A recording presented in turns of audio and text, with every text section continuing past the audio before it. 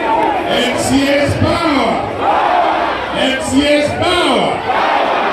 Honorable members, kuna vita zingine ni za akili, sio za kifua, si ndio?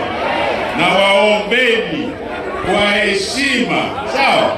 Nawapenda sana, lakini naombeni kwa heshima. Hii message itafikia, na tumeshukuru sana kwa PS, hatujui nani amemtuma, si ndio? Basi mmeongea mkasikizwa, sawa, lakini niwakumbushe kuna vita zingine ni za sio za kifua, si ndio? Tukipiga kifua watatuletea GSU, sawa?